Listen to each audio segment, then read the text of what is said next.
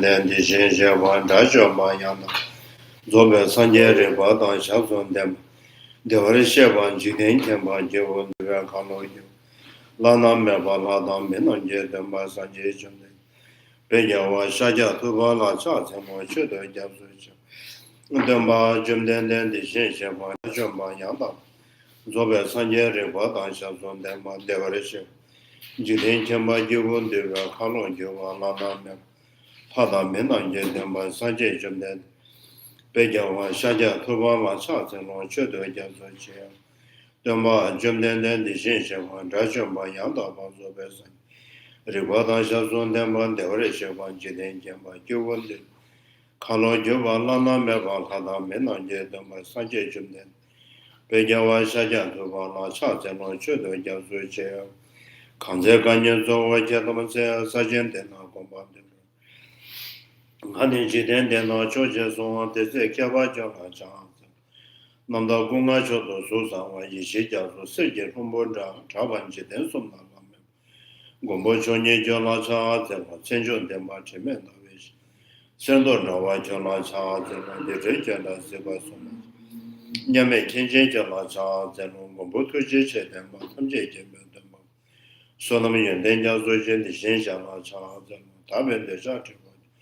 Giving on the Jeji, the Tanamacho, you are Shinju Jola.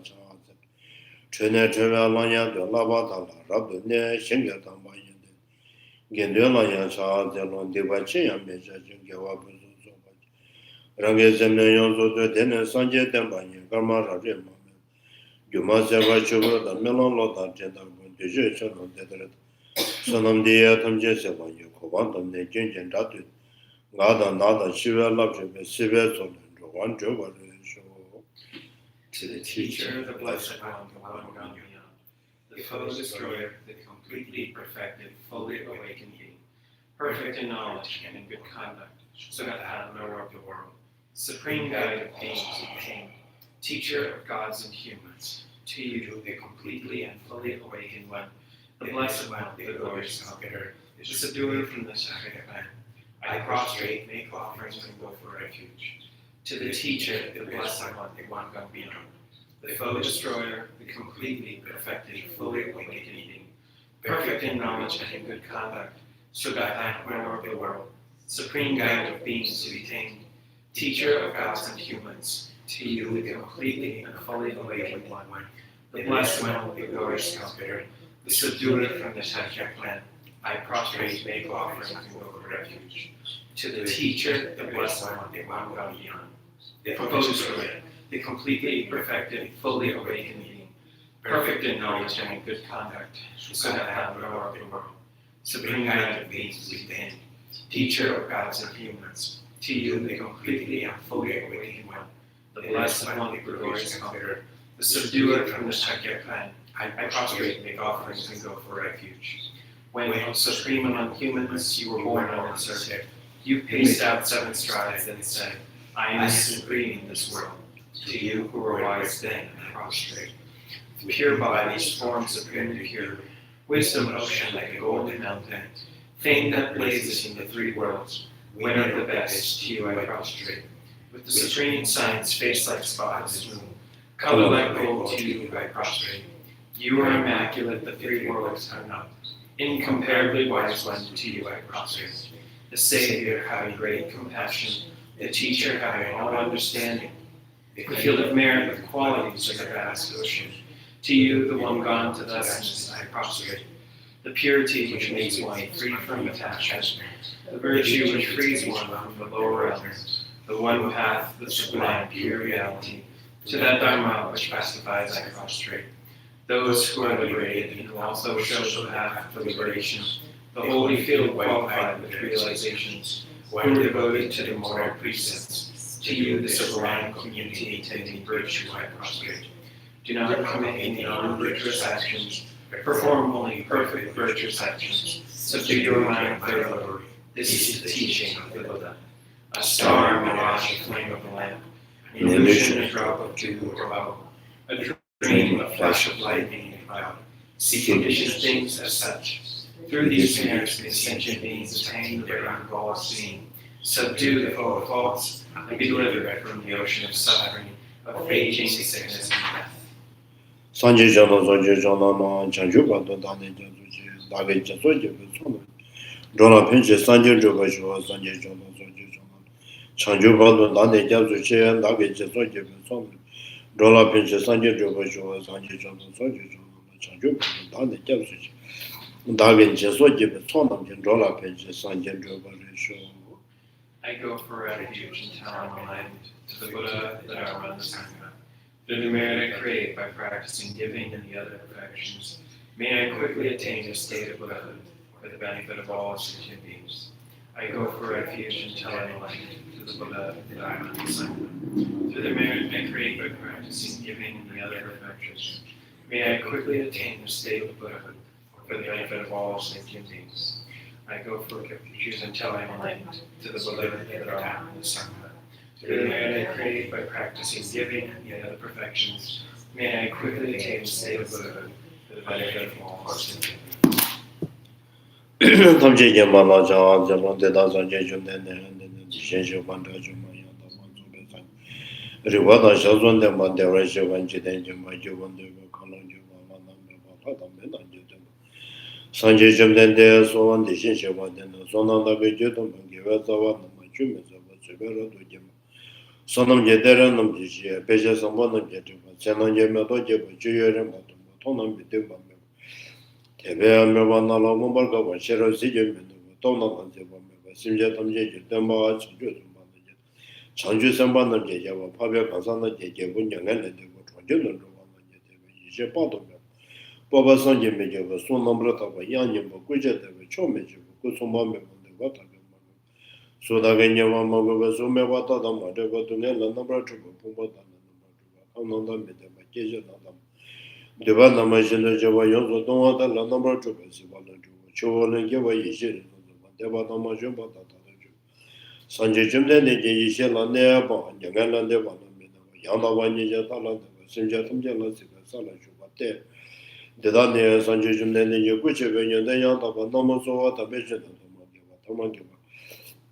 Padageva, Tamageva, the answer was centers of Mandaba, Mandeba Yonso, Zoba Yonso, Taba Yonso, Chawa Yanta, Nemeba, Tuchaba Meba, the Tomala Tenova, Kevana, Josozo, Jumne de Jella, was to be children one and never.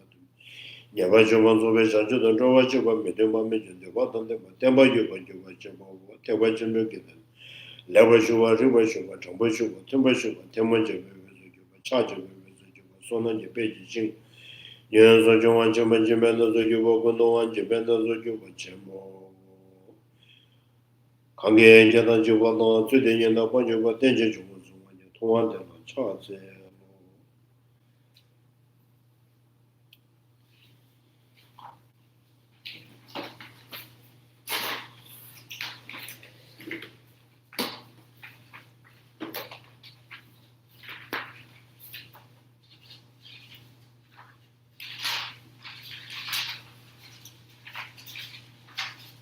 So, yeah.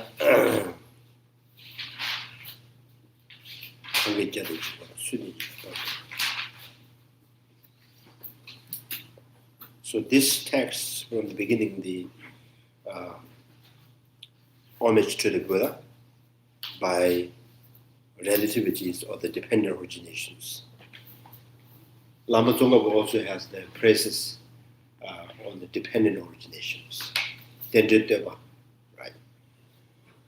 So, so this time the Nagarjuna praising to the Buddha by, his teaching of the dependent originations. Therefore, Nagarjuna says, you are the able one.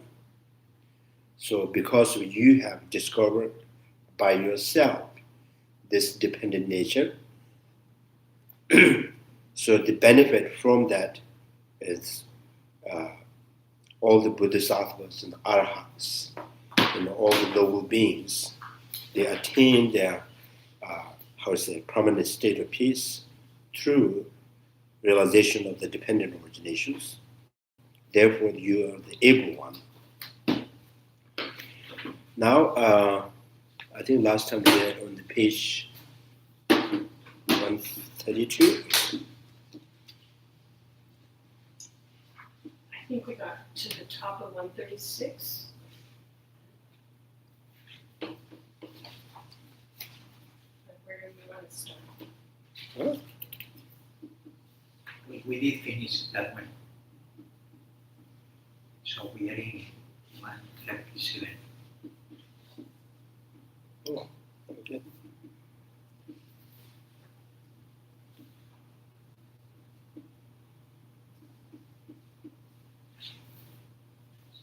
$137? No, we didn't do that.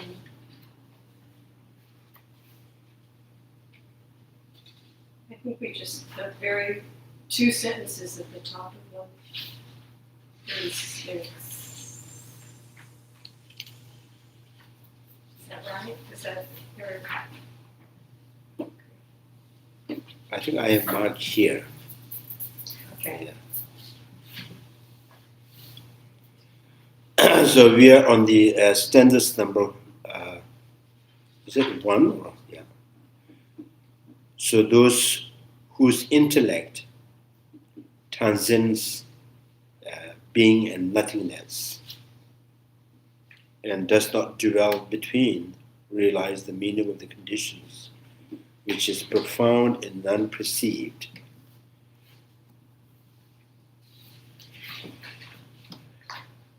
So I think here's talking about the intellect or the wisdom that is transcend from, two extreme. So one of the extreme is eternalisms or exaggerations or annihilations. So the existing is not intrinsically not exist, or the past of the things is not intrinsically, So not dwell in betweens. So not dwell in betweens. This stanza is already saying that there is no center in the, in the Madhyamika point of view. There is no center to dwell. It's just being free from two extreme is the middle way. So in these translations, often says the center way instead of saying the middle way. So there's no center. So those who have meditated on the voidness in the past life have great intellectual talent because of having potential for the seeing the voidness through the understanding's relativity, even without any extraordinary practice in their present life. The noble Shariputra and others seem to realize profound relativities, unsolid by the mud stirred up by the extremist construct of the being and nothingness. Although this is not with intellectual scope of the naive. Now this is kind of talking about the generating, the wisdom realizing emptiness or the dependent originations, the practitioners, the individuals, some may have, the great potentials from the past life. Maybe this life may not be, put a lot of effort or not listen many, but still because of the past life, they can, invoke the realizations just by listening one line. And then example here is the Shariputra. So there's a story, Shariputra and Mongolputra. I think they belong to one same village. So from the young age, they are very good friends. So every time Mongolputra, when he kind of gains some knowledge, he shares with Shariputra. Shariputra, when he gains some knowledge, and he always shares with Mongolputra. They always says, anytime you have found something, you have shared it to me, So I find something, I will share it to you. So,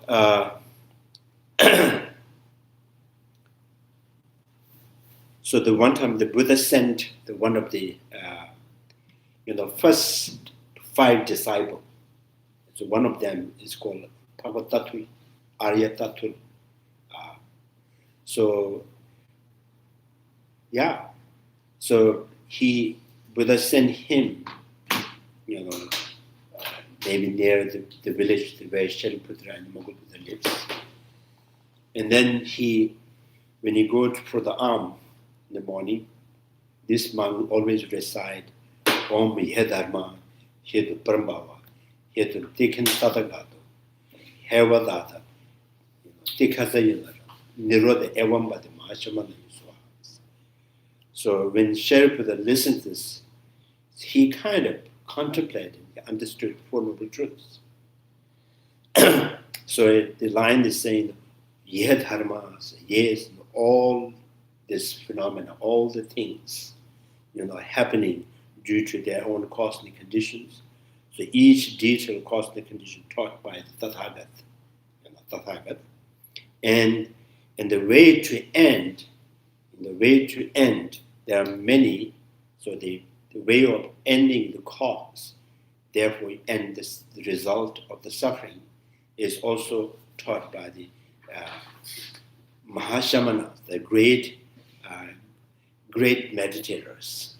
So this line that says, when the Shariputra listened, he understood that Four Noble Truths.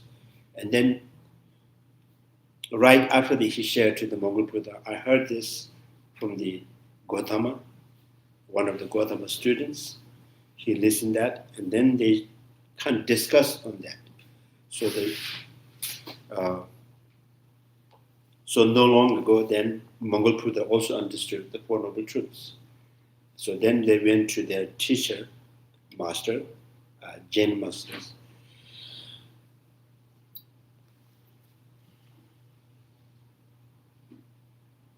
Jain master at the time is Mahavir. So then kind of together went to the Mahavir saying that, so we heard this kind of teachings. It's very interesting and very, I think we want to listen more. We need to, discover more of this Gautama's teaching. So Mahavir says, I'm too old now. I can, go with you, but you can select the best of the students and bring them to the Gautama Buddha. So then they went to the Buddha. So this is what saying, maybe not in this life they have extraordinary practice in this life, but because of the, the cultivation of the wisdom in the past life.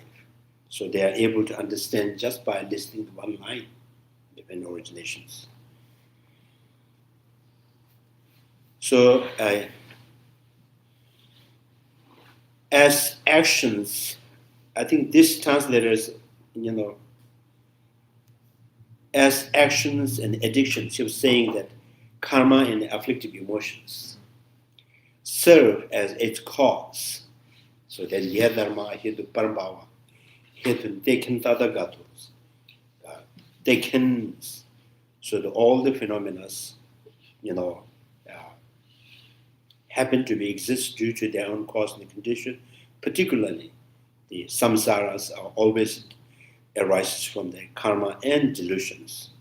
The delusion and the karma is served as its cause. The world arises cosmic conditions. The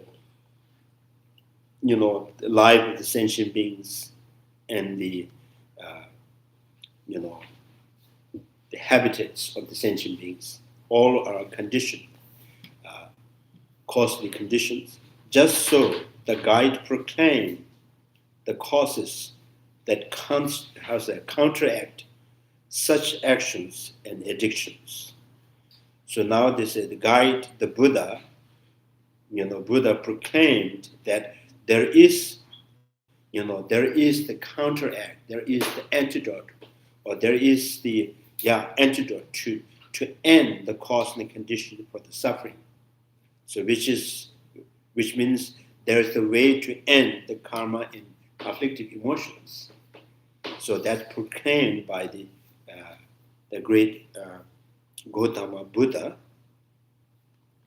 Hence, the best bull of the philosopher, best bull of the philosopher, who proclaimed the supreme freedom in which the suffering of life, suffering of the birth, aging, and death definitely do not remain, also declare his realizations. Now, hence, the best bull of philosopher means, in Tibetan you can say langu, like, this is kind of maybe is the kind of, you can picture that when the Buddha, the monks at the morning they go for so Buddha's, from the front line, and then every monk is standing behind him, lined up. So go to the street. So now this is like saying that this is, the elephant, the group of elephants, that the first elephant that lead the group of the elephants, like Buddha leads all the monks and arhats and the bodhisattvas. So that's the best bull of the philosophers. Proclaim the supreme freedoms. Then Buddhas proclaim the supreme freedom in which the suffering of the birth, aging, death definitely do not remain. Do you understand that? Yeah. Yeah. So also declared his realizations. What does it mean here? Declare his realization. Huh? What does it mean? Declare his realization. So he declared from the White House.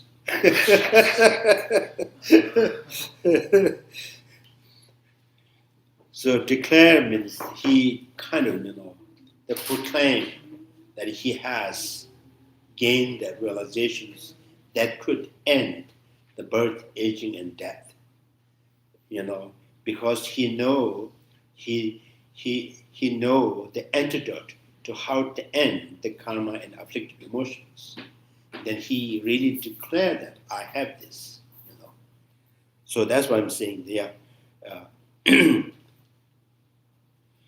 So it was that by simply listening to this frequently, the quoted the verse like a Yedharmas, like this one. So noble Shariputras realize reality. Therefore, the intelligence of such beings transcends the perceiving beings and nothingness. Now, this every time this says beings and nothingness, in Tibetan it says yeba and bebas. Something exists or not exist. So, ordinarily, when we think of something exist, so we think, the what identity of the things, identity of entity, identity. When you say the tree or human being, male or female, so when we say we are always conceived with, identifying with each identity.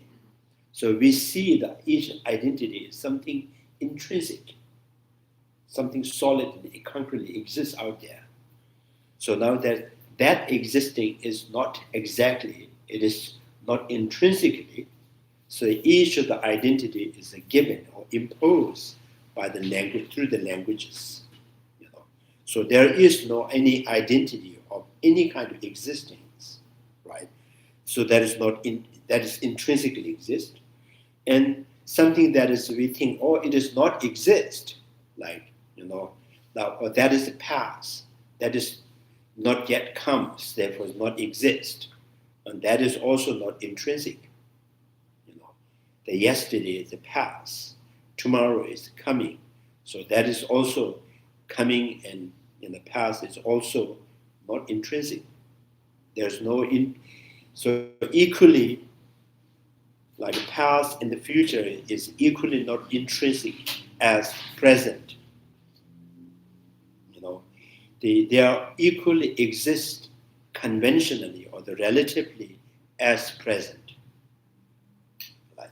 The present is also not intrinsic, so therefore the past and the future is not intrinsic. Present is conventionally, conceptually it exists, so therefore the past and the future is also conventionally, conceptually, relatively exist. Right? So I think this is here the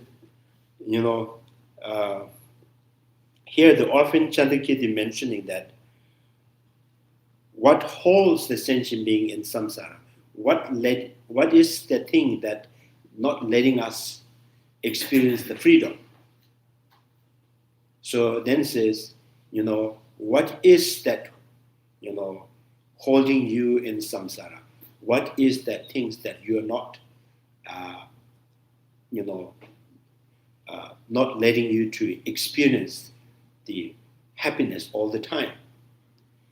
Then says, because it's your thought constantly exaggerating, annihilating, therefore your mind is bound to be experience, dissatisfaction, discomfort. So I think here the often translate being and nothing as the existing and not existing.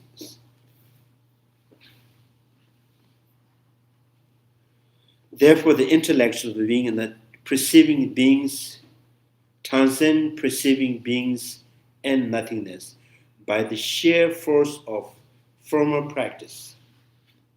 So this Shariputra's, his understanding of dependent originations is purely, the force of the former and the previous life. Nor does it dwell in the between. So nor does it dwell in between. That, understanding of the realization of dependent originations do not see anything that is in the center, the free from true extreme and being in the center. There is no center to dwell, or there's no center to pivot. It is just being free from true extreme is the middle way. Since there is no center apart from the true extremes, since there is no center apart from the true extremes, since it is produced fear in the naive and because they cannot fathom it. So the ordinary sentient beings could not really understand these dependent originations. Therefore, there is always, when they think about the emptiness, there is some kind of fear, there's some kind of saying, oh, this may kind of lead you to nihilisms, or this is talking about, nothing exists. So because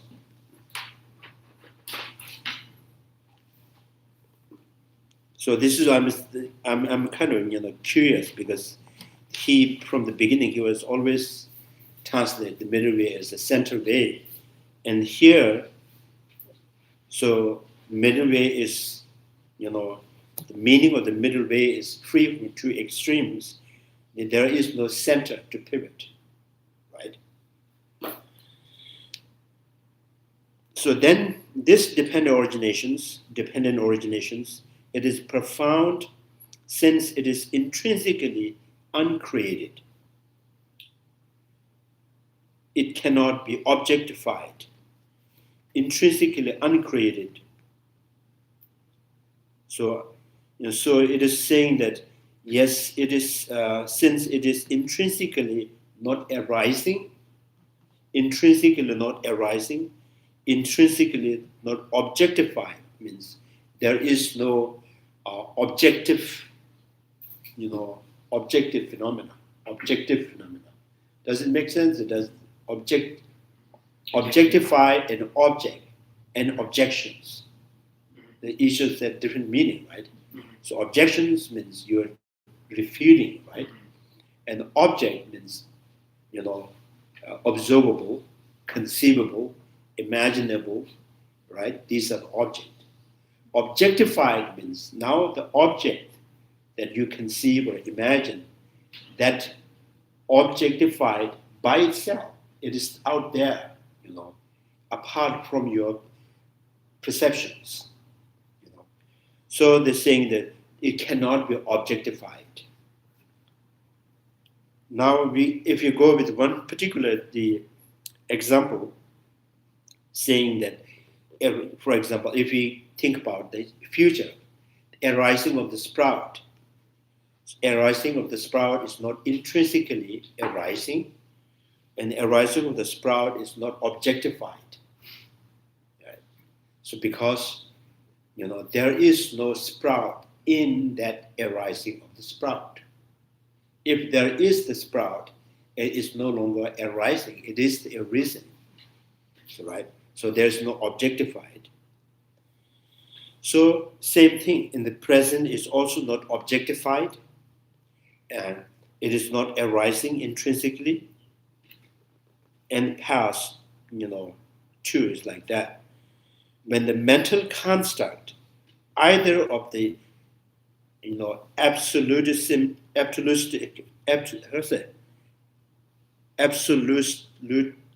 Absolutistic. Oh, yeah. absolutistic,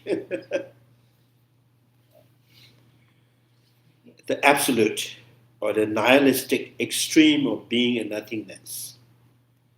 So mental constructs, I think that's because it is a mental construct, present, past, future is mental construct, therefore it is not absolute. Right? And the future and the past is mental construct, therefore it is not a nothingness. It is not a nothingness, it's non-existing. The future and the past are not a non-existing. Present is not absolute, not objectified.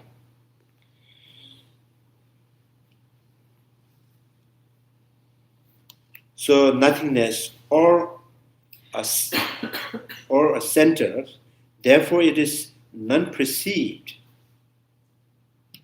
If there is no objectified, if there is no object that is which exists by itself, and there's no consciousness perceiving, perceiving the objectified or perceiving intrinsic object. Non-perceived. So I think you remember that in the Sunday class from the beginning, there's talking about three kinds of compassions. Compassion with mere sentient beings, compassion with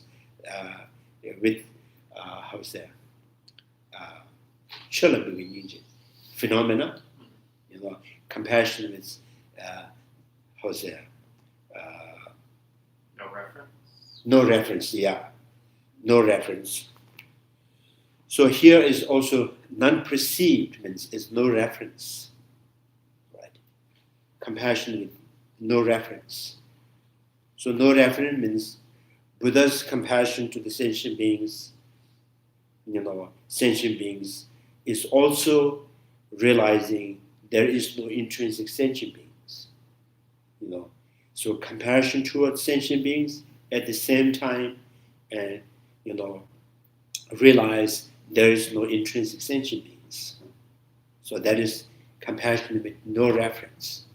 The compassion with phenomena means compassion towards the sentient beings, understands the insentient beings' impermanence, and understands sentient beings is not independent, right?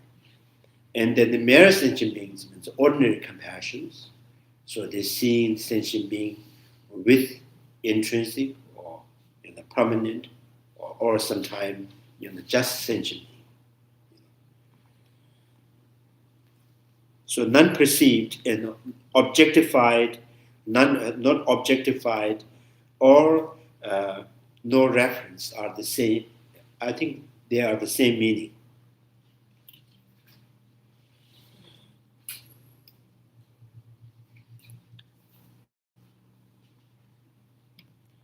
The The statement that such noble individuals realize the meaning of the conditions means that they cultivate an intuitions and realizations. In other words, the direct intuition, a direct realization emptiness. So the noble being who kind of, how they understand, how they realize dependent originations or the dependent originations or the emptiness, saying that noble beings realize the emptiness with direct realizations. So when you have direct realization emptiness, which means you are the noble being. Sometimes we talk about sublime being.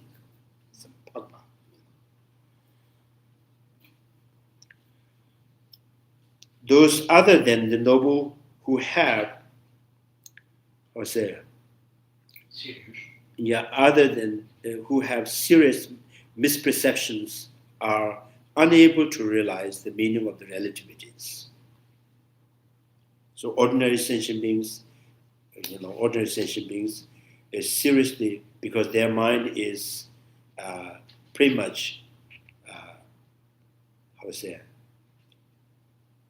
tended, right? Or maybe their mind is pretty much contaminated by misperceptions, misconceptions, or ignorance.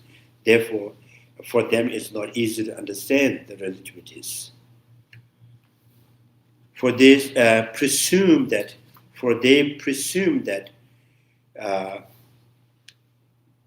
mere term, the relativities, just a name of the dependent originations, means intrinsically real creations. Like, for example, minority school, they also accept the dependent originations, that dependent originations is truly exist for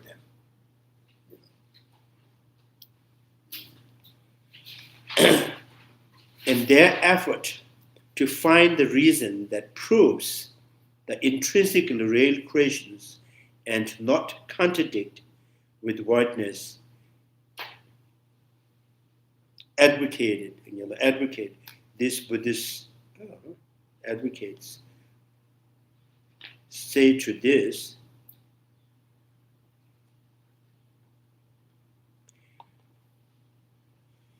I think Chandrakirti is saying, if you are not,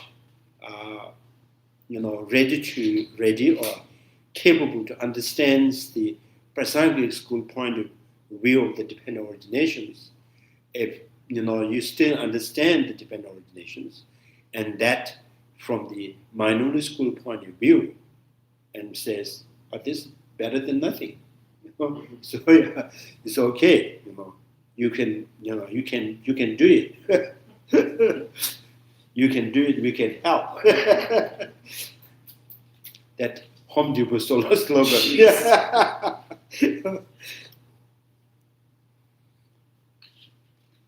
So yeah, since it is the rational persons who perceives the relativity and can examine whether it exists or not,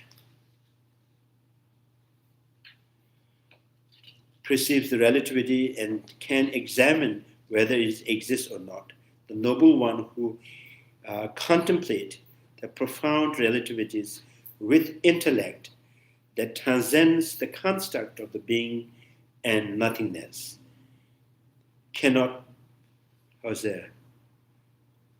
nothingness, cannot do so without having some sort of perceptual object.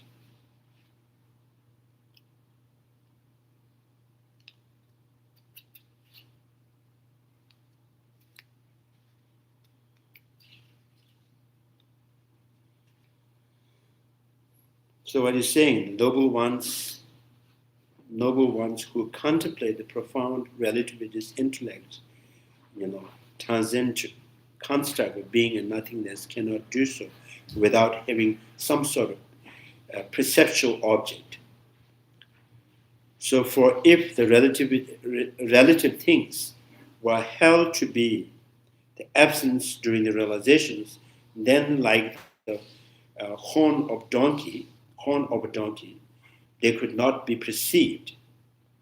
And this would invalidate theory that the mental continuum arrives here from the previous life and proceed from this life to another future life, as well as the explanations of the relativities, the 12 links, and divine originations.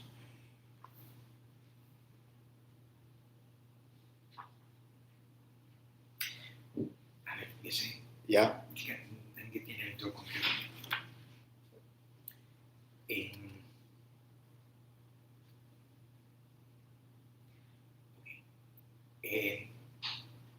We say that there is not between the two extremes, absolutism, that they believe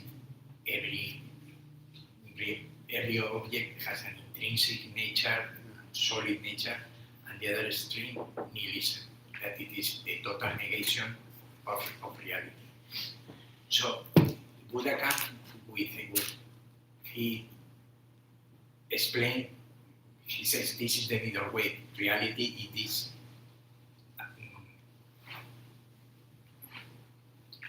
it is dependent on origination. Phenomena depend on causes, conditions.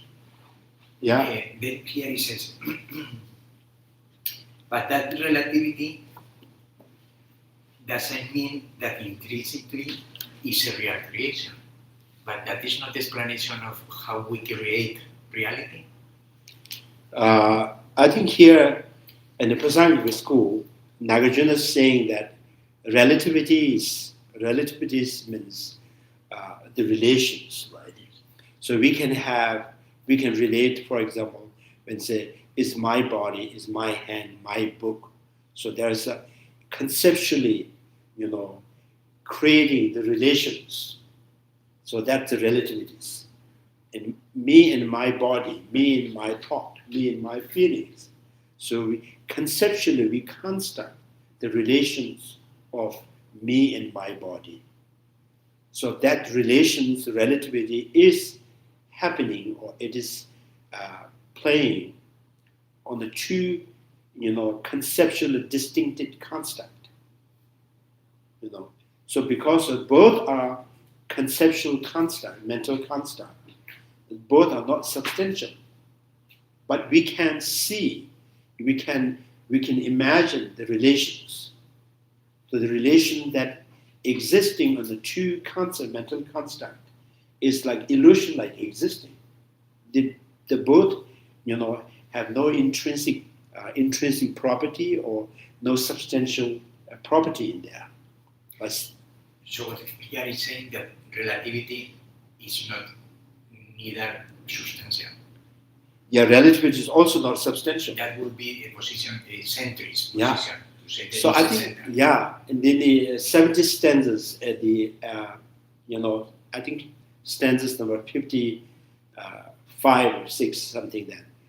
So clearly the rejecting the object of eye consciousness, color.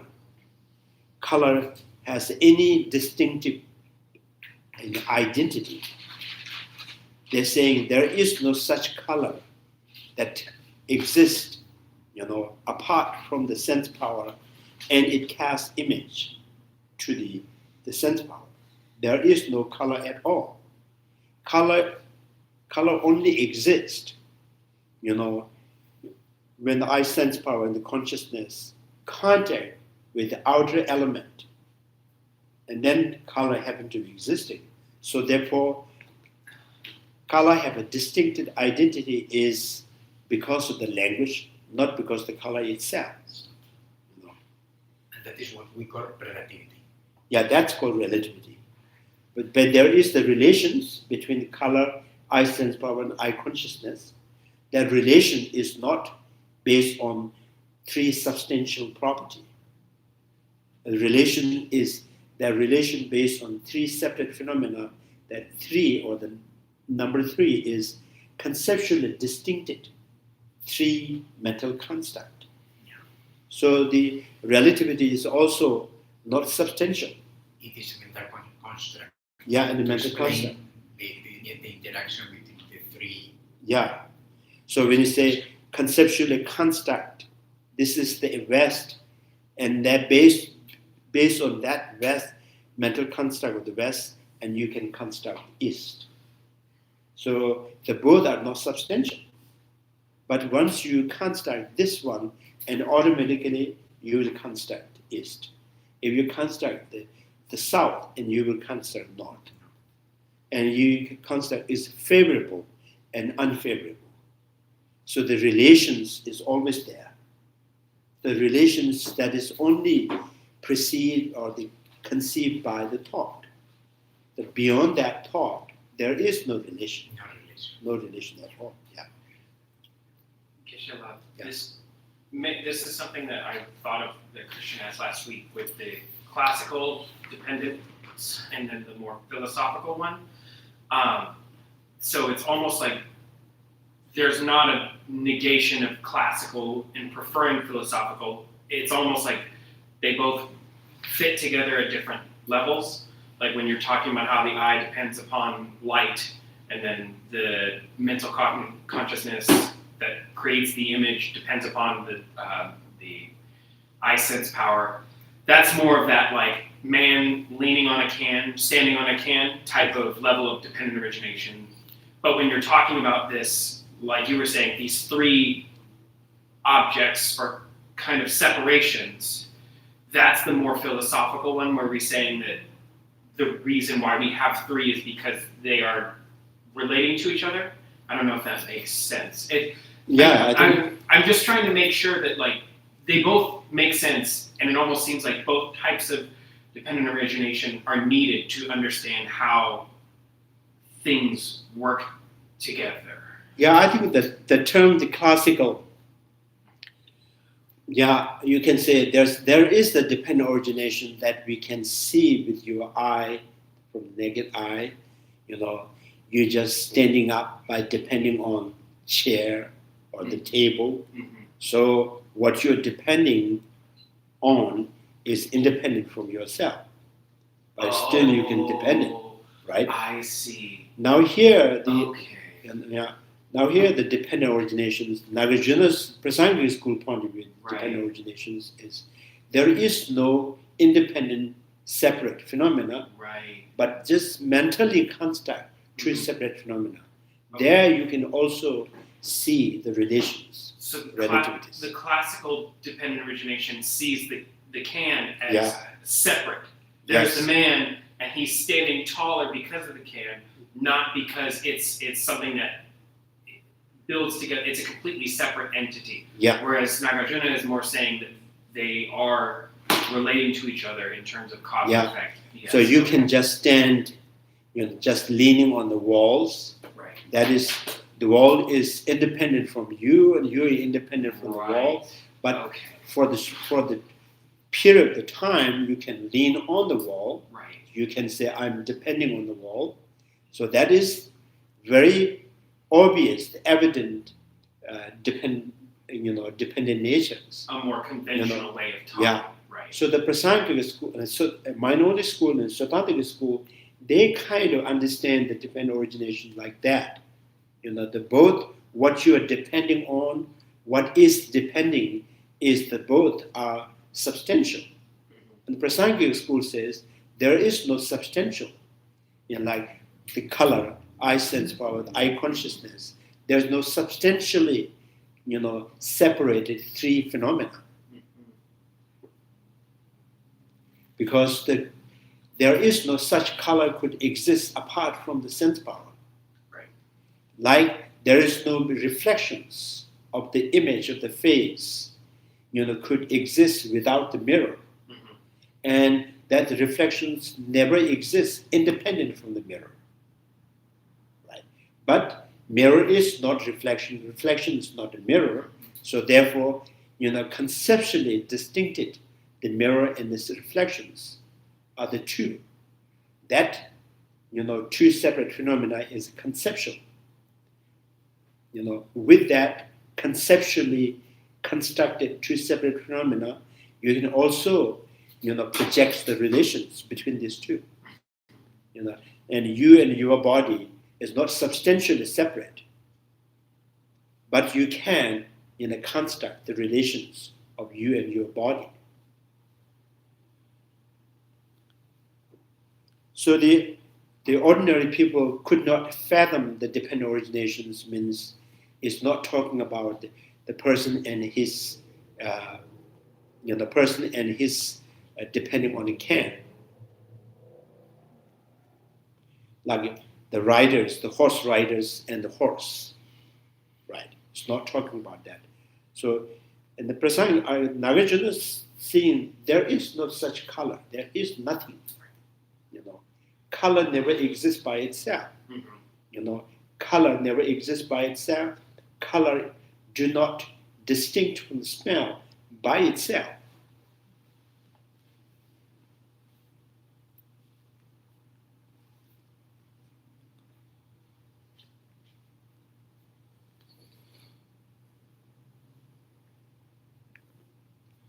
So here Chandrakirti, and Nagarjuna, they are saying it is relativity, it is a methodology to analyze phenomena. It is not something external that you perceive. Yeah. It's more a technique, a way to analyze reality. Analyze the Relativity. Yeah. It is not something like a law, like a Real. It's not something out Yeah, there. it's not real out there. that you perceive. It's just, two things, a separate phenomena mentally. Right. A way to understand. Yes. So that is the mentally it exists. It conceptually exists. Their separation is also conceptually. No substantial property in there. Yeah. But you can still impose the relations, whatever you have mentally separated or conceptually separate two phenomena. There you can also see the function of the relations, right? So I think that's the kind of the Nagarjuna's the understanding of the dependent originations. Nagarjuna's dependent originations. If you understand the dependent originations, you will be free from two extremes. Right. Two extremes: eternalism and nihilism. Eternalism means exaggerating, and nihilism means if something that not exists for you or at the time, right? So that does not mean it's no longer existing. Yeah. So in the Prasangik school, the past and the futures is existing as present. So the Siddhantic school said no. The present is the present right now. Is practical. The past and the future is no longer existing. So in Siddhantic school like that, in the Prasangik school says past and the future exists as present. Present, no intrinsic as past and the future. So that is very, very, settled and the dependent originations. They're trying to understand that. So why present is not intrinsic as past and the futures. Present, what do you mean by present? Something remaining, something still. There is no such things as still. So there is no stillness in the minute, no stillness in the hour, no stillness in the day or week or month or year. So there is nothing standing still, but we say something enduring, something remaining, something continuing, in the present time. So what is that remaining or enduring is collective, you conceptually construct based on the many things that's already passed as something yet to be coming. Present is based on the past and the future. like 9 o'clock, like right now 3 o'clock. 3 o'clock is the present. That 3 o'clock is existing because the many of the minutes of the 3 o'clock has passed. Many of the 3 minutes of 3 o'clock are yet to come. So that is the basis for the present. So there is no present being still. Right? So if the present exists relatively, why not the past and the futures relatively? Right? When there is yogurt, when there is the yogurt, and you say, that is the proof of milk has exist. Right? So milk is not existing with relation of during the yogurt, but because of the yogurt, milk must exist. There it is when I don't understand. But that regularity, that if there is not a milk, there is not going to be a yogurt. Yeah. If there is not a past, there is not going to be a present. So that's the call relatively. The regularity. Yeah, that's the milk existing because of the yogurt is relatively. With relation to the yogurt, then you can say milk had exist. And that the relativity has not some kind of intrinsic. There is no intrinsic. So because the milk, the cause of that yogurt, milk, is not existing during the yogurt. And the milk do not exist, independent from the yogurt. It's not with yogurt, not outside of the yogurt. But so then where is it? And then it says, is relatively. With relation to the yogurt, milk exists. With relation to the barley sprout, barley seed exists. The past of the barley seed exists. The past of the barley seed. An example that I heard one time was if you had a pen and it was this long, and let's say this is left and right, it doesn't matter. And you chopped off the left end, even though this was left, you didn't get rid of the left. This is still left. Yeah.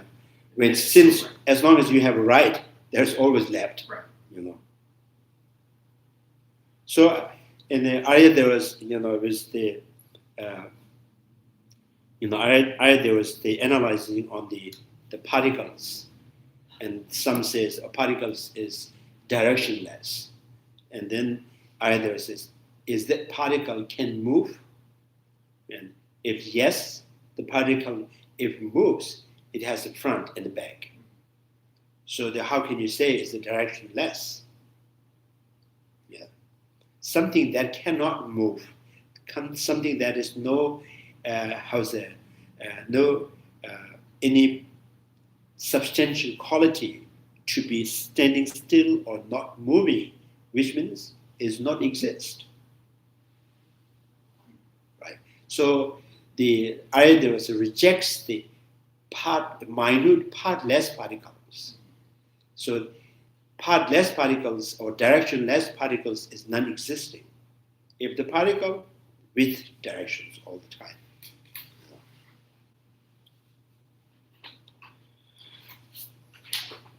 So I think for me it's a very that this kind of almost is trying to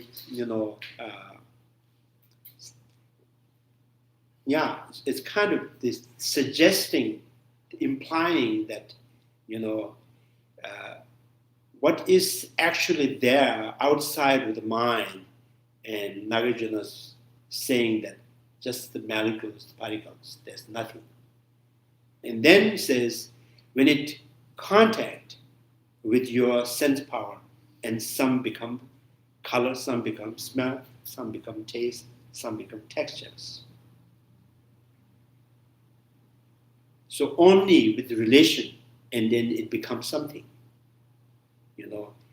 Before prior to the form which is perceived by the eye consciousness, there is nothing. Just particles which has no no substantial property, and there's no color, there's no shape. My problem that I cannot see it, I cannot understand it. It is especially the law of cause and cause effect. That if it is not substantial,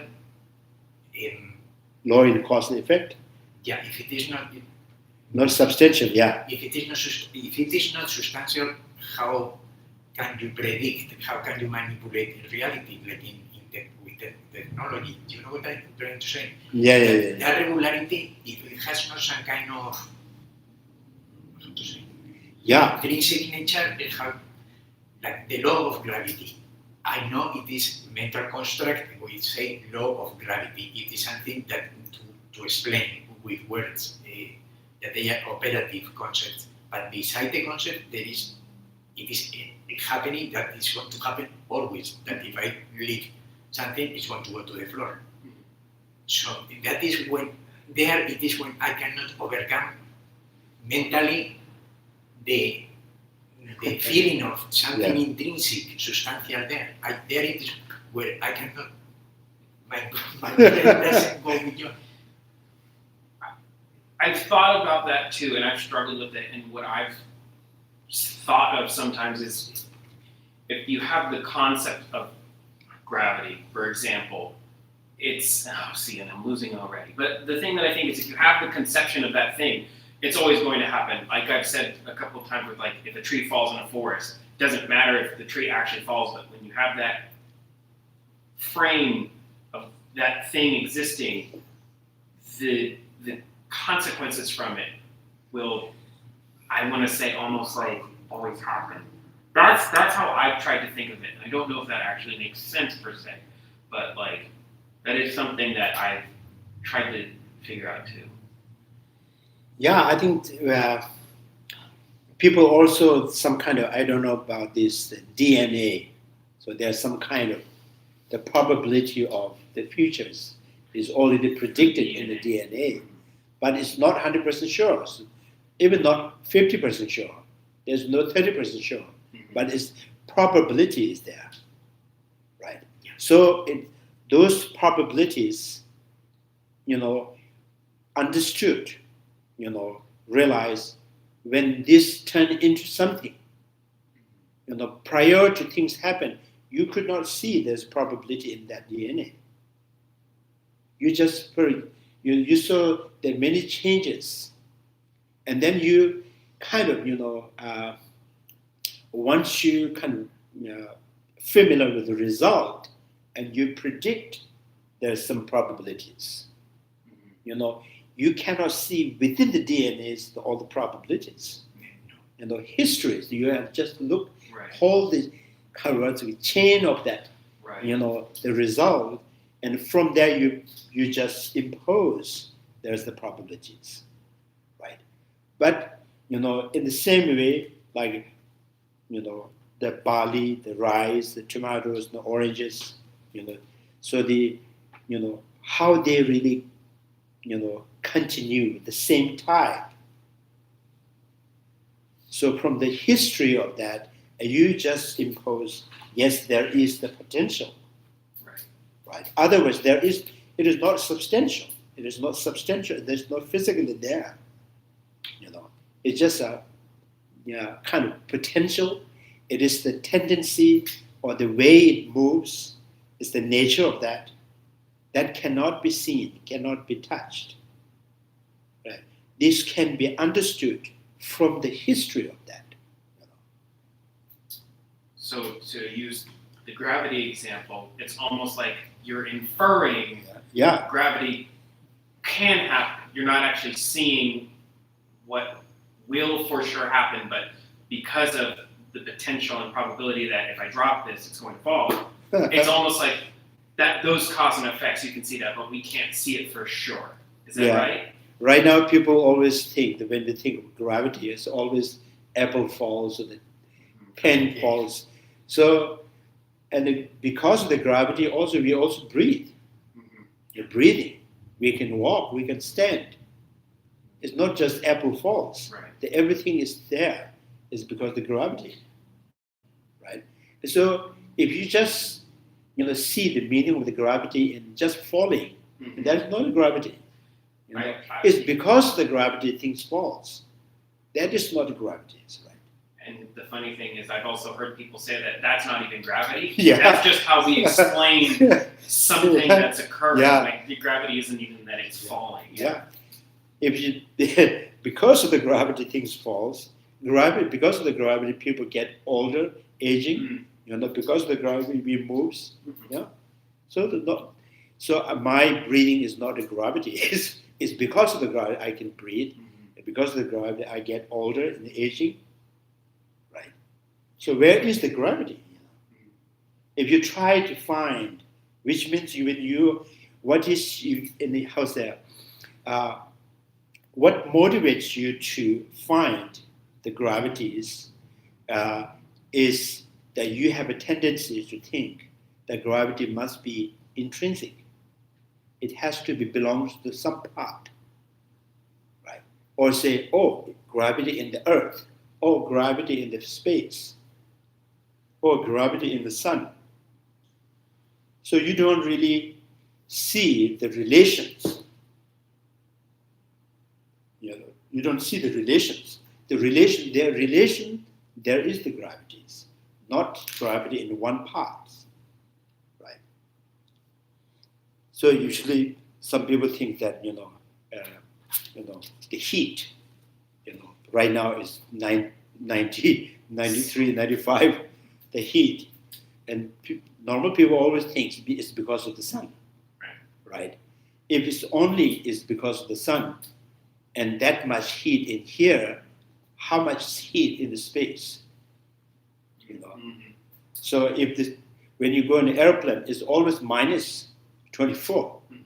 So in the space must be much hotter than maybe 200 Fahrenheit, 300 Fahrenheit, closer and closer to more hot. There is no hot.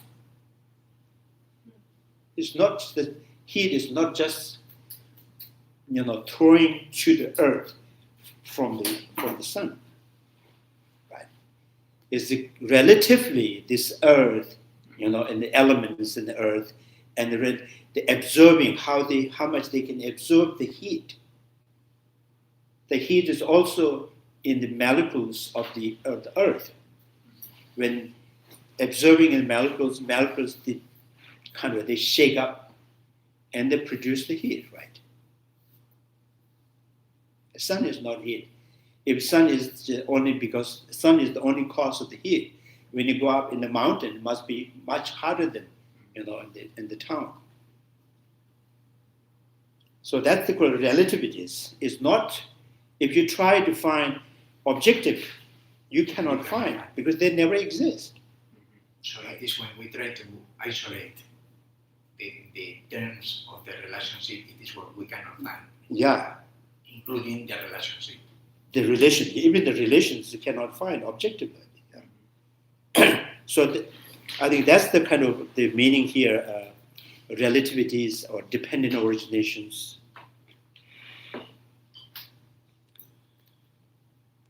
Now this, the translators quite often use the relativities.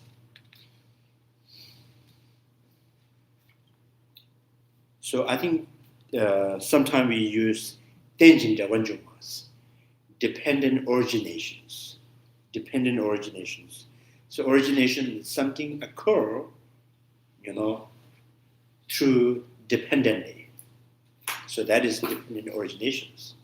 Something occur because of the dependent originations or dependent arisings.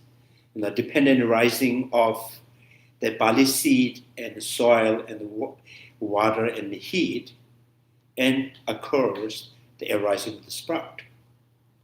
Occurrence of the sprout is due to dependent arising of barley seed and their assembly of the cosmic condition.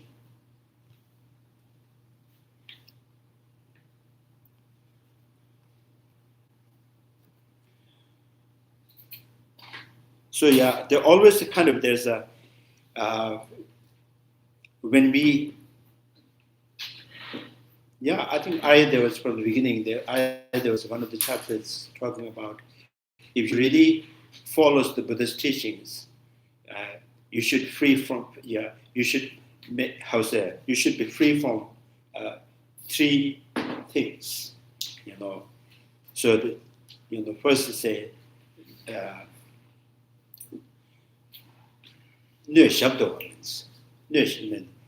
everything that you listen and try not to forget them. So that is the one quality.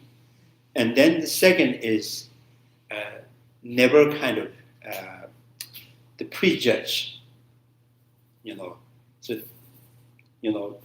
when you're listening and you have understanding a little bit, and that understanding of that can be, found a mistake and not complete. And then when you go along with improving the knowledge, right? So no shabdava, and then no timajin. If keep forgetting is the problems, and easily satisfying, like, oh, I know. So that is the obstacles to improve your knowledge. And timajin, and then, every time when you have gained some kind of knowledge, understanding, you want to show, just because you found something means, you have to show it how knowledgeable you are. So every time it is thinking, that also the obstacles for you. So sometimes people says be hungry all the time, which means don't satisfy it with your understanding, because you cannot satisfy it with one knowledge because you are seeking the enlightenment. So if you're seeking the billionaire, you cannot be satisfied with $50.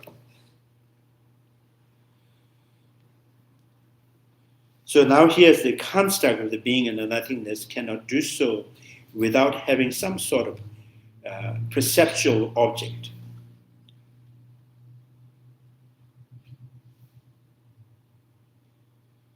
So the perceptual object is a conventional reality here. So for if relatives held to be absent during the realizations, then like the horn of the, this was saying that if you think something exists, you think that intrinsically exists. And then if you negate that intrinsic quality, intrinsic property, and then you say, oh, that means not exist at all. So that is true extreme. Either you hold on intrinsic or something is not intrinsic and that become non-existing. So it's a true extreme. So like, it's like the horn of a donkey, it's non-existent become. So the mental continuum arrives here from the previous life. Continuum is proceed from this life to the another life. So this is why it's teaching of the 12 links and dependent originations. 12 links and dependent originations divided in 3 lives. In the first life, out of ignorance, create the karma and the consciousness. And then the next life, name and form, faculty, contact, feeling, craving, grasping, and the process of becoming. And then next life, the birth, aging, and death. So in this continuity, 12 links and dependent originations, there is no any substantial, in there. The link of the dependent originations, which extend over 3 lives, is meant to show that the unbroken continuum of cyclic life involves the conservations of the acting pattern across the life. It would also invalidate explanations from the treasure of pure science of the aggregates. Now here I think he used the media elements. And aggregates means the physical aggregates, aggregates or aggregates. Here this is come, pongbuddha kamda. Come is the, we say 6 constituents of the element. This media means come, the constituents of the elements. So we say the human beings, human lives is from the 6, collectively, the 6 constituents of the elements, like the wind elements in the body, heat elements in the body, the moisture, the water elements in the body, and solidity, the earth elements in the body, and space elements in the body, and consciousness. So 6 constituents of the element. So, and the Vasubandhu kind of, described the constituents as saying that constituents is part of the come is, in Tibetan, come is like, sometimes in the normal language we use, sometimes I have no appetite to eat things. I have no come to eat. So, which means my elements are not really balanced yet. So I don't have any desire to eat or drink, right? Or I have no desire to talk. So that come is the element. And one of the 4 elements and the space element and the consciousness that drives the elements, that kind of governs the element. Because the elements are reacting on your emotions, right? So they are reacting on your emotions. So the emotions are the main, and then elements, they just kind of trying to follow your feelings. So that's why it's constituents. And then the element is not, in Tibetan, there's come the geshe, sense field. Sense field aggregates the constituents of the 6 constituents elements and the sense field. So with their specific and general properties, which means the characteristics. So, but characteristic, the specific and general characteristic is like the constituents of the wind elements is the motions, right? Is the characters of the wind is the motions, and the fire elements or the heat, that kind of characters is it's kind of to warm up the body, and then the moistures that moisturize the body, and then solidities, the earth elements solidify the things, So this is the specific characteristic of the property, and general characteristics. All of them are impermanent. All of them are, functioning under the force of karma and afflictions. That's the universal.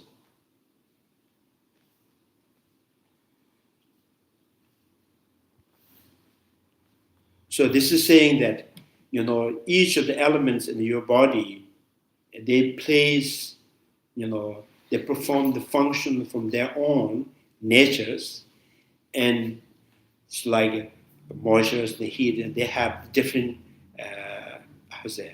each has a, the different functions. Space has a different functions, wind has a different functions, heat has a different functions, and the water elements have different functions, but all of them are functioning generally function under the karma and afflictions. So that is general. Generally they're all working under the one government. May they have each characters, the separate characters, they're all, functioning under the force of the karma and afflictions. So that's this saying that. Treasure of the pure science, the aggregates, and the six constituents and the sense field with their specific and general properties. But all of these exist precisely as presented, right? And since they exist, they're they're valid. Therefore, relativity exists as such. So it's kind of like perceptible. You can sense the heat. You can sense the motion. You can sense the moistures. So which means is conventionally it is valid. It is it is real there. So now this is saying that the relativities or dependent originations is a conventionally exist. You can feel it, you can perceive it. Because they're saying that ultimately they may not be existing, or objectively they not exist. Independent, they don't exist. But relatively, they exist, and each elements have their own function. So that's called relativity.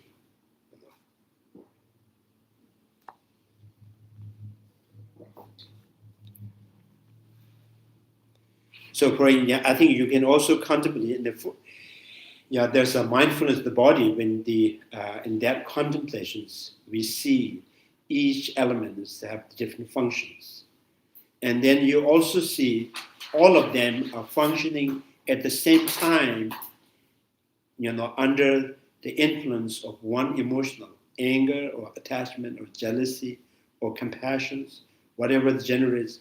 All the elements, the functioning under that,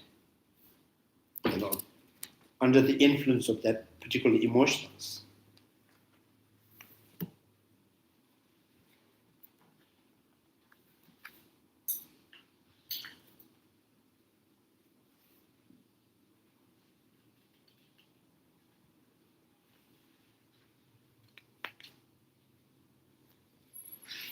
So I'm trying to explain the specific and general properties.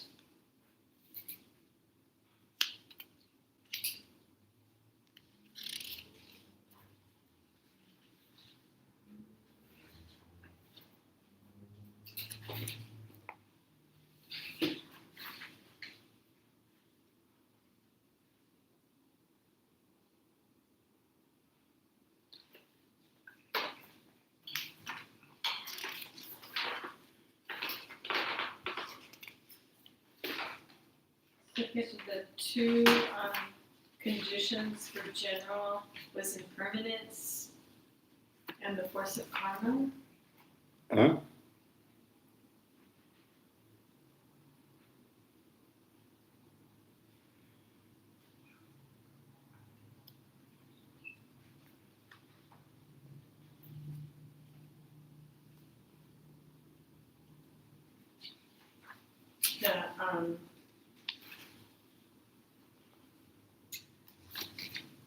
You were showing us about the general and specific, and in general it was that there all the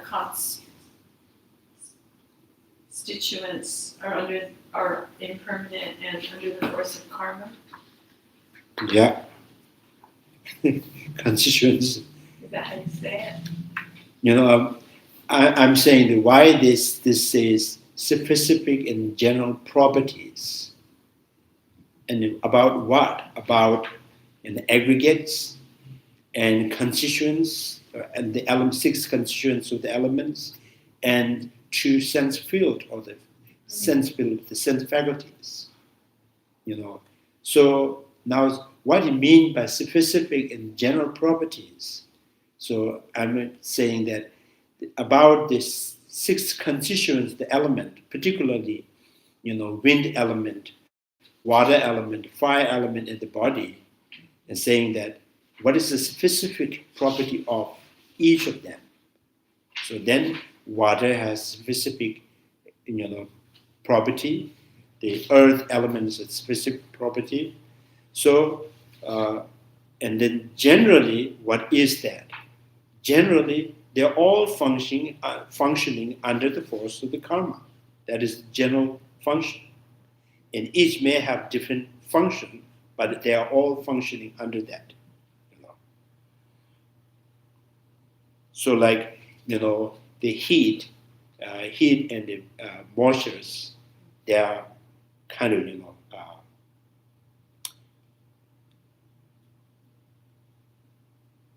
they are kind of like the heat, because heat has the function or the property that can damage the moistures. Moisture has also have some kind of counter actions towards the heat, and the wind also have the different. So they are not friendly each other, but they are all functioning under the one karma and afflictions.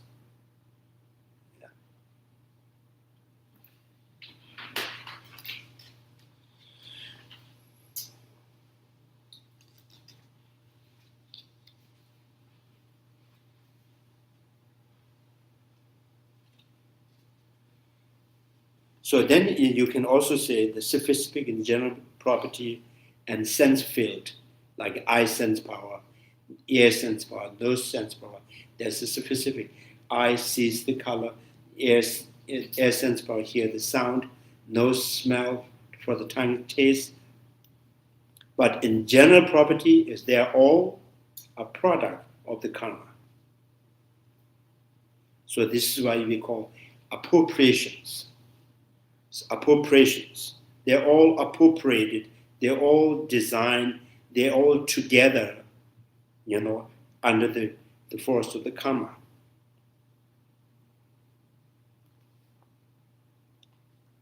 So this is why, now they say, this is why, yes, there is the relativity.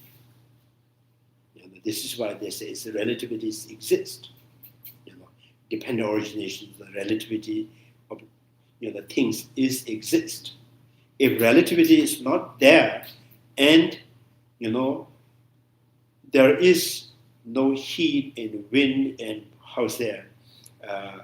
the water elements, the earth elements, what really gather together, and what condition they gather together, and what condition they act your emotional, express your emotions, right? So this is why, yes, conventional reality is there, So if you understand that, the conventional reality, and then you can say, now I have, unshakable faith in the law in cause and effect. So you have faith in the law in cause and effect, which means you accept and believe and you have faith in conventional reality as you have convincingly, faith in ultimate realities. So then you are in the perfect balance. If you think about emptiness and you start to kind of less trust in the conventional reality, which means you are falling into nihilisms. If you see the conventional reality, you have faith in the conventional reality, therefore you kind of, start to, distance from the emptiness, which means you are in eternalism. So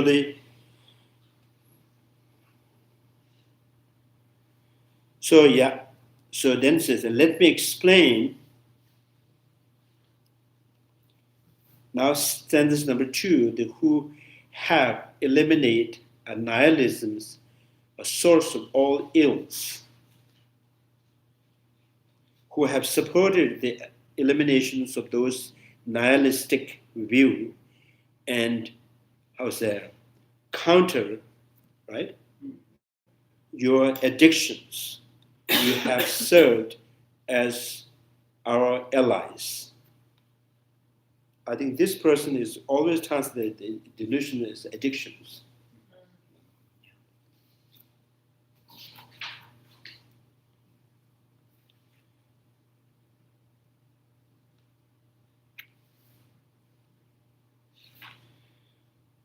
Are our addictions the afflicted emotions? They are emotions are addictions. So I am addicted with anger. I'm addicted with jealousy. Or we're addicted to intrinsic reality? So yeah. In Sanskrit, clash, and Tibetan. I think Tibetan masters, the translators, they are very, very good, So when they translate in Tibetans, it's a new name, it's a new word. And then it's called Nye Mon, So, so it's kind of like the Nye is, how to say, inflict. You feel suffering, pain, or uncomfortable through the confusions.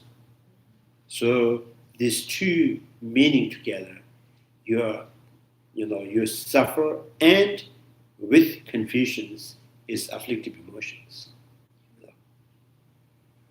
Here in note 229 it says, where the term can be taken to refer to the Nyongmopa, Yeah. it says, where the term can be taken to refer to desire, hatred, misknowledge, and so forth, less as static afflictions and more as dynamic forces in a cycle of addictive impulse and behavior. Hence, we translate this as addiction. Yeah. So Nyomon Pa. So that's Nyomon. So Nyomon, and sometimes in regular, normal languages, sometimes their parents says, if you do something naughty, you want you want pain, so kind of like, are you seeking for pain? Okay. Yeah. So it's a pain, Nyopsa saving us. You get, pain. The pain due to the confusions. All confusion which is with pain is afflictive emotions. Anger is confusions with pain, attachment, jealousy, arrogance, all of them, spite, belligerence. So all of them, when it's manifest, it's pain and confusions.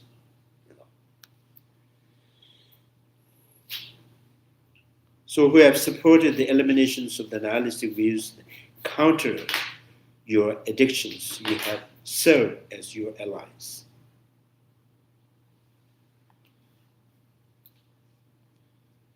So should attend to the reason why the absolutism must be rejected as well. Now, from the beginning, Chandrakirti's commentary and Nagarjuna's, particularly, specifically dealing with nihilisms from the beginning. Now, this is only for the Prasangika school or the Buddhists, and we don't have worry about the others, non-Buddhist school, they follow nihilism. Their only problem is the eternalisms. So they keep exaggerating. Exaggeration is a problem. Nihilism is not a problem. So now, what is the, side effect for nihilisms? So nihilism is worse than eternalism sometimes. So you may, lose the faith in the law and cause and effect. You lose the faith in Buddha, Dharma, and the Sangha, or liberation and next life, all of them. So therefore, it is very, very, the critical amounts should attain to reasons why the absolutism must be rejected as less. Since the analysis of the relativities is the context of these verses, it is the reason of relativities that must be understood as a subject. Now, since holding that relativities not to exist, repudiated, not to exist, repudiated the conversation, the actions, and the patterns, conservation of the pattern, as holding up the actions, patterns. Those who assert that such nihilistic worldview would reject all the roots of the mundanes and the transcendent virtues, eventually cause the, originations, right, of all ills, because they lay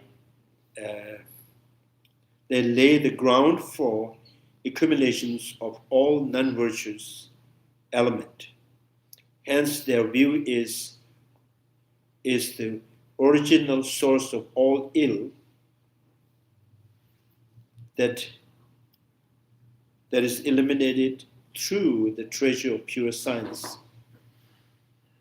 Since that present and multi-lifetime secular existence, dependent originations, and the varieties of the habits generated by the cultivative activities of all living beings.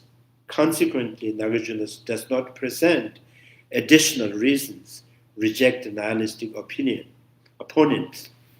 So, Nagarjuna in that, with this regard with the nihilistic, Nagarjuna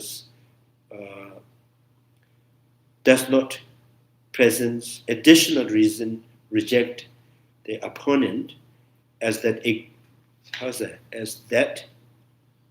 Absolute. Yeah. He does explain the pronouncement, the victory made by eliminate absolutism such as. So in the sutra, the Buddha says, "Thus, O monks, non-deceptive nature is this nirvana is the soul, supreme truth. False and deceptive in the nature are all the world-created things."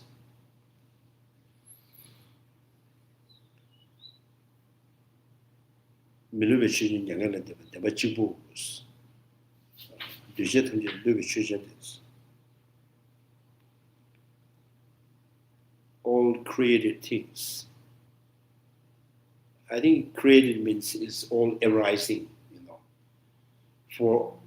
And for Allah's, the created things are impermanent. So this is why Buddha says,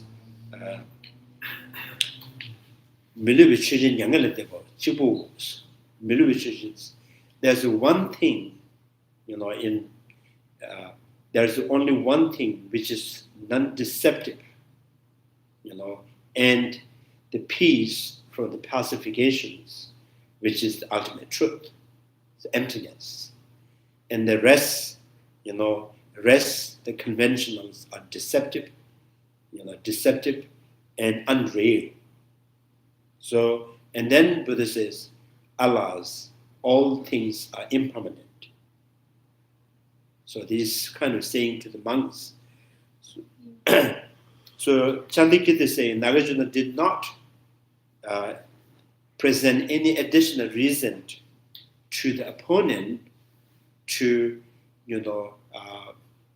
help them to not falling into nihilism, because they have no worry about it.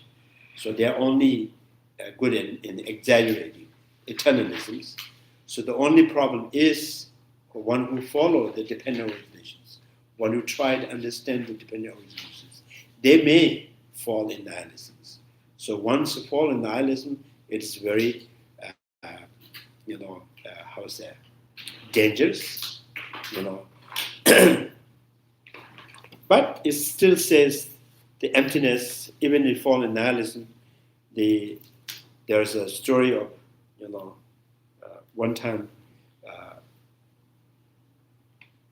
Manjushri, the Shariputras, and the Manjushri give the teaching of emptiness. And some group of people,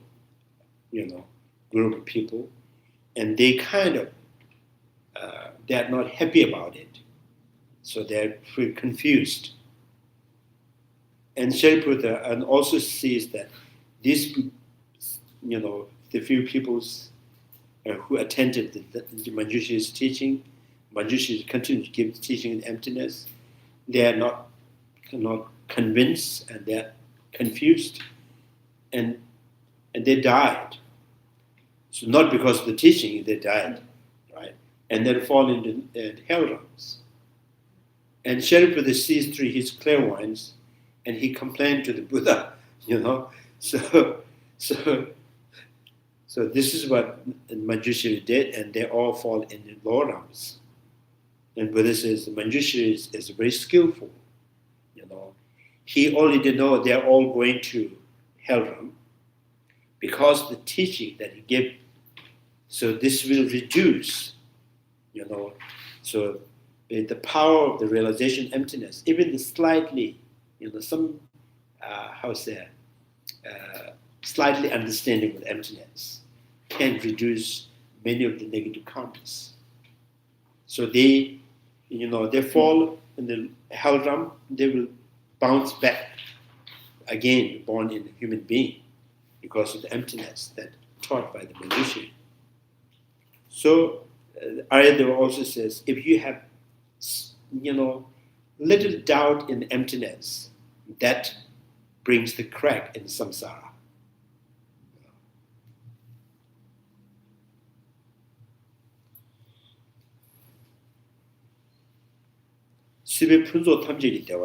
Because realization emptiness is the mother that gave birth all the Buddha and Bodhisattvas, the arhats, noble beings, even the ordinary beings, they perfect their merits, and that, overcomes the obstacles.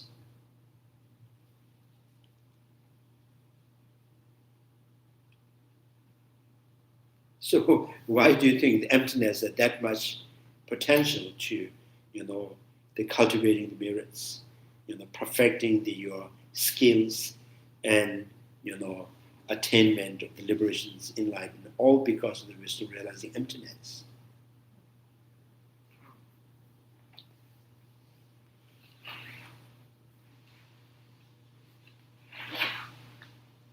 Yeah. Any questions?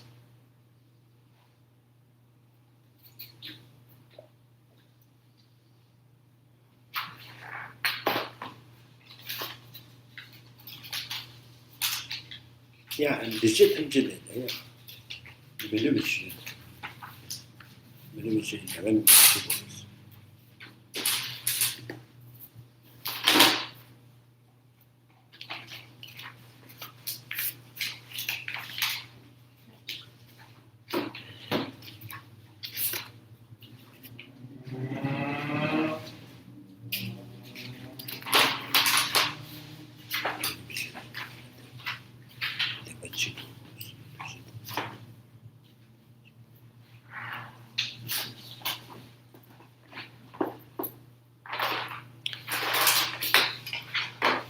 So digit, tamjit, in the false and the deceptive in the nature are all the worlds and the created things. Worlds created things.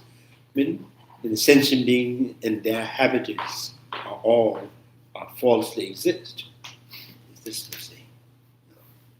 So it is false, and then say you have to have faith in that reality. So that deceptive. So I think you have to have faith, the reflections existing of the reflections. You have a faith in existing of mirage. You know, if you say, oh, mirage is not real, therefore it not exists, means you just lose the faith in the existing of the mirage. You may lose the faith in the existing of the mirror image. And then you don't enjoy looking at the mirror. Right? So if you have a faith, you have believe in that. So. Yeah, okay.